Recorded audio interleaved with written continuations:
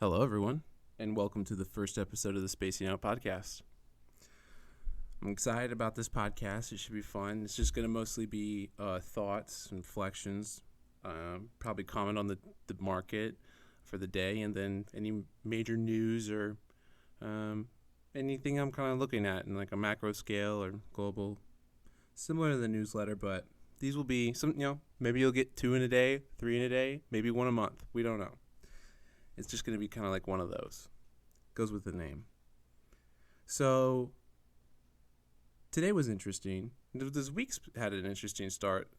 A bearish market. Then yesterday, drama. International drama in the Eastern world. And then domestic drama as Facebook got shut down. Which we'll unpack that in a moment. And then there was also the fact, I guess, that crypto's taking off, which is something also to note. And it is currently taking off right now, actually. End of the day, seeing Bitcoin break over the 51,000. So that's going to be interesting. That kind of plays into our D&D. Pretty happy about that. Hopefully we see Coinbase doing well. I'm still looking for them to continue to have some interesting partnerships and add more coins on there. I think it's very bullish for them. And then I guess we should just go ahead and jump into the Facebook thing. Facebook is, I watched the whole trial. Didn't make too many comments on it for the most part. I also just think it's ridiculous. This isn't the first whistleblower we've seen. And actually, I was listening to the trial, I was doing some digging. I found some other whistleblowers. One in particular had just been released by Value Entertainment. I hope I'm getting that right. And the whistleblower was basically in charge of looking at violent or racial, or actually hate speech, which isn't necessarily racial, but hate speech related content and going through that.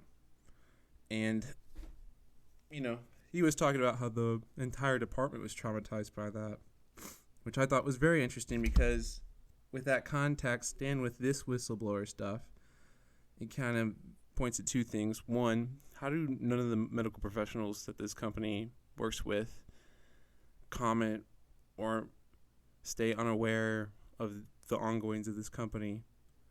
And two, how have none of these other whistleblowers gotten any of this media attention? Why now? I don't know. Is it because this one in particular is higher up in management?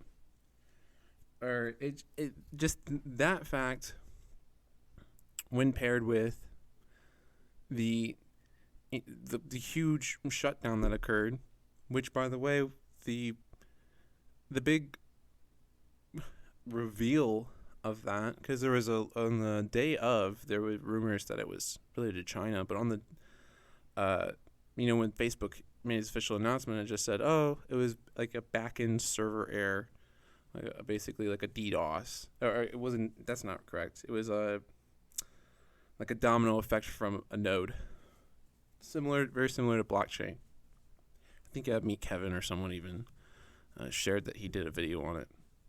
That might be worth checking out if you're more curious on the technical side. It's very similar to blockchain, but it's worth noting that the timing is hard to ignore, and not to wear like tinfoil, but it just makes the whole situation curious. And of course, the stock's seen a huge sell-off because of this.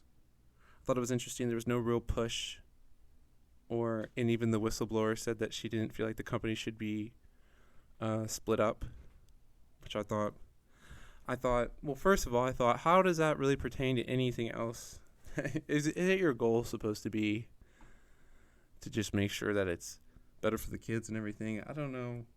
Her commentary on that it just felt weird, unnecessary. I think at the end of the day, though, let's say Zuckerberg gets out of the company, they clean this up, they sort this out. I think the company could be a lot better from all this. And it's nice to see the government unite on something. And the country overall pretty much was like, yeah, I think Facebook definitely needs to be fixed, and maybe everything's better without it. The memes were hilarious yesterday for sure. I think everyone had a good time with those. And I actually had a trade going into Facebook too. I wanted to actually mention that because, just think about it. It's hard to say whether this is a good buying opportunity. If technically you look at the stock, there's pretty good. If we see a breakout in either direction, it could be the beginning of a new trend. And so it'll be interesting to see how that plays out. But it definitely makes it very appealing to me, even into more regulation fears. Because before this incident, well, first of all, I just didn't know when they'd actually get hit with anything or whether it would affect the stock. Because we've known for a very long time they would eventually get hit with some sort of regulation, just like we know Amazon eventually will. And so, but these stocks, they run against it most of the time. Amazon might be more subject to market environment, and it's been kind of suppressed. For a stock that usually just constantly melts up, so some perspective there. But it was, I had the $400 calls into the end of the year, and had to cut those. I managed myself out of the position, turning it into a credit spread, and then I reverse iron butterfly out of that. But it was minor loss. The things that we go over in the Discord, different strategies we talk about. But I think the trade's even better now. The risk reward's definitely better now because there's some clarification and a sense of direction on what they want to do. And we have further definition on the ongoings of the company. Now, if the trend confirms, does that mean it's a go sign for me on the trade? Probably not, because of the sketchiness that was yesterday. But a lot of the fundamentals and what I like about the company still exist. And I think if there's anything negative towards management, it actually should be seen as a positive. Of course, if they split the company up, also a positive. I think it's safe to say that if they break up any of these big tech monopolies, all these companies are going to be worth more on their own. Worth more split up than they are as a conglomerate. So, like, if Facebook did get split up, I think Instagram would be worth more on its own than it is when it's valued as a bundle with the other entities that exist under the Facebook brand.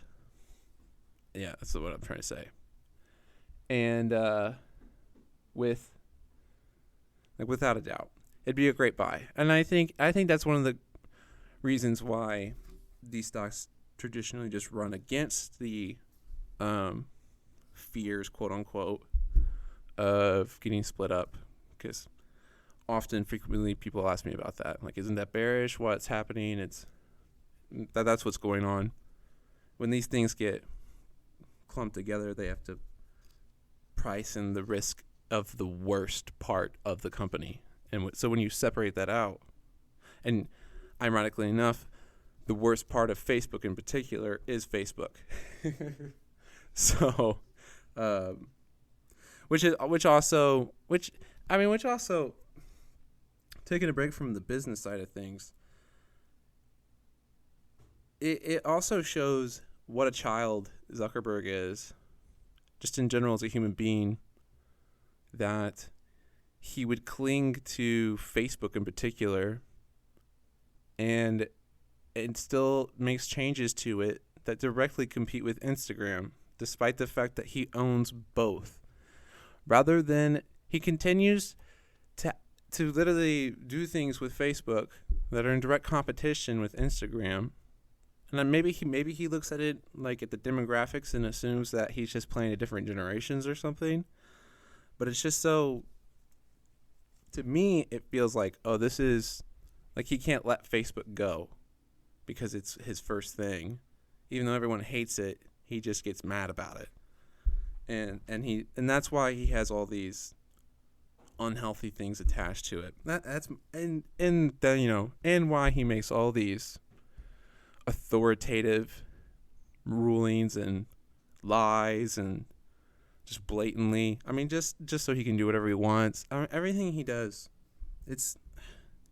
they tried to make the excuse that Facebook and all the issues in it have generated from a company that is led by data and analytics, and that somehow that made them blind to morality.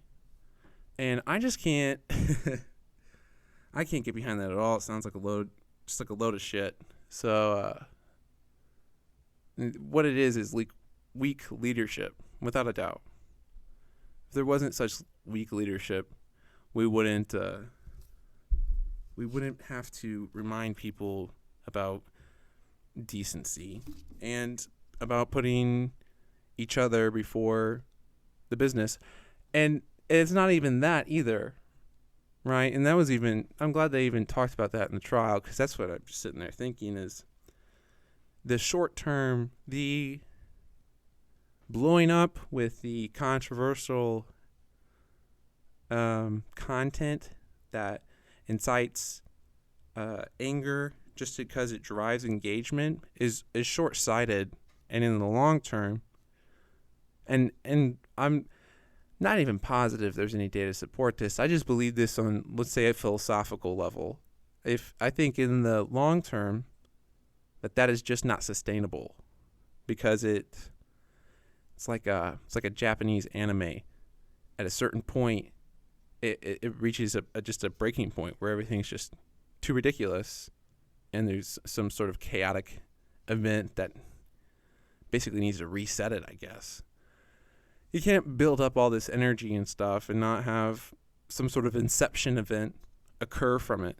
People just can't get angry every single day and not have some sort of event that subsides that or resolves it in some sort of way. So, yeah, the short-sightedness in that is, I don't know, it's astounding to me. It's very unthoughtful, to say the least. And I think that's about all I had to say about that. You know what? So some more data stuff from the trial. Facebook, it was mentioned that only 20 to 30% of the content that they want on the site, this is content that they're trying to filter out, only 20 to 30% of it is actually caught by the AI that Facebook uses, which is a lot less than I had anticipated to hear. And that was really interesting, because that's not a lot at all. When you probably think about how much they have to go through, and probably why they need such a large team to filter through that. They also know that it's pretty much impossible for them to properly filter through all this information. Although they had safeguards at one point before the election to prevent misinformation that they took down, and then they brought them back after the election was done, which is very interesting. And I guess they had a fall off in engagement, but part of that drove the earnings for the company. I'm imagining, because more users, easier it is to convince advertisers to come over. So that's very interesting. And these and they're global too, so they're running this stuff everywhere. And so one of the other things I was unaware of is they actually know when someone isn't 13 but makes an account, and they had research profiles for children under the age of 13, which is frightening, obviously. And I think, so that was, and so they were also preceding that with the Instagram, the kids' Instagram. Sorry, I'm just reading through my notes.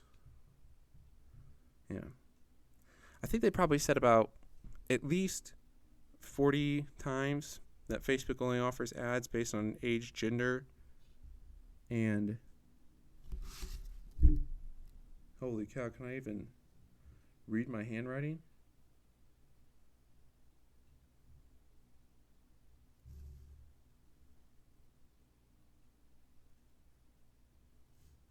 Location. I was looking at that like, I am so confused. Yeah. Only age, gender, and location, which is interesting because I wonder if they repeated that over and over because Facebook doesn't tell their advertisers that's the only way that they classify the I don't know, what would you call them? Customers, users. There we go, users. So yeah, because I wonder if there's some sort of like, oh, we'll find people who play this sport and we'll advertise your stuff here. And so they kept saying only age, gender, and location. And I'm wondering if there was something I was missing there or some sort of other reason why that was getting repeated so frequently. And just to reiterate also, because a lot of people might be tempted to say they're donezo, short Facebook, and let's pause there and let's remember what they're cooking up, which also might lead to other legalities, because with the weirdness of yesterday of them being shut down, that is, you have to remember that they are going to come out with their own cryptocurrency, a stable coin. I think it's Libra. I believe that's right. The Libra stablecoin creates this interesting development where they're basically like a nation state. The users and all the data they have, the locations, they're basically like an online country at that point because they have their own currency and marketplace, and they could probably make their own digital restaurants. I don't know. And that could unpack a whole new world of litigation and controversy, and so or it could be yet another thing that is just allowed and then retroactively needs to be fixed, but during the time period that it is allowed, it explodes. And that's something to consider, because we do typically function, being a democracy that is, tend to, whereas someone like China is usually a little more proactive, like in the way that they quickly got on top of their monopolies, maybe a little too proactive. A democracy is usually more reactive, or we kind of let things play out, and then decide, oh, whoops, and fix it. Or it turns out great. Or it resolves itself. That is the real key to democracy, is that we usually allow things to have some sort of path to self-resolve, right? Which is what I would do if I was in government, actually. If I was in government handling Facebook and, sorry, I just bumped the mic. I'm not sure if it picked that up in the recording, but if I was a government official, I'm sitting down with Facebook, the higher ups, and I wouldn't do any of the things they're doing right now with just like, I don't know, almost like cinematic remarks put out into the abyss. I mean, you might as well tweet at them at this point. But to actually sit down with the management team and literally, like, you'd have to treat them like they're toddlers. When a little toddler comes up to you and it's tattled, I'm sorry, I can't believe I just said it. When a little kid comes up to you and he tattles, or she tattles, and she says he is doing bad things, or let's say he hit me, I think the appropriate thing to do is to go over to the little boy and say, what did you do? Make him admit what he did. Make him apologize. Watch him apologize. And then have her, say something back. And what you do is you teach them how to actually resolve their own problems, which is what the government should be trying to reinforce, right? These people shouldn't need to be constantly babysat.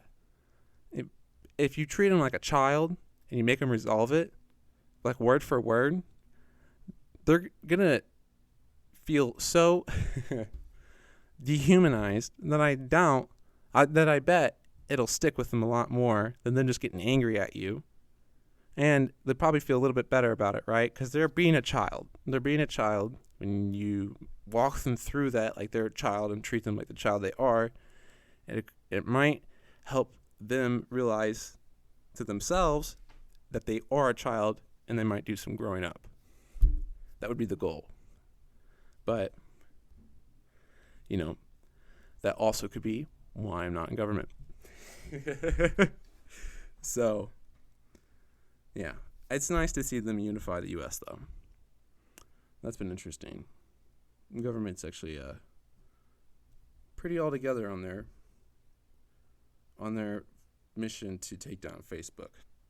It's also worth saying, because I interrupted myself on my bullish statement. How good is the podcast title, by the way? Pretty good, right? The other bullish thing about Facebook would be their monopoly on VR. And it is pretty much monopoly. Oculus is no real competition. And they also have the metaverse, something Zuckerberg's been hyping up for a minute. He's even got Real Vision on board. I'm not sure what you would refer to Real Vision as a news source, or I'm not sure. But Raoul Pal is friends with a lot of hedge fund managers, and I know they all get together and talk about these things. So and we have in the Discord a metaverse category because it is so prevalent in the crypto space.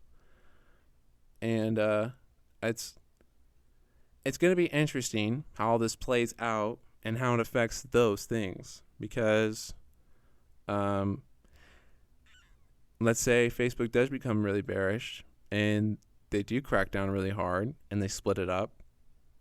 It will be interesting to see where everything falls and be very important. It actually might create opportunity for some buyouts or something, but I don't want to elaborate on that too much because we would really need to see that play out. And it did not seem like there was any push to break the company up at all. It wasn't even really clear on it. What I think there was an indication to put some of the safety features back and to do some reworking in how the company handles certain situations, but it's really important.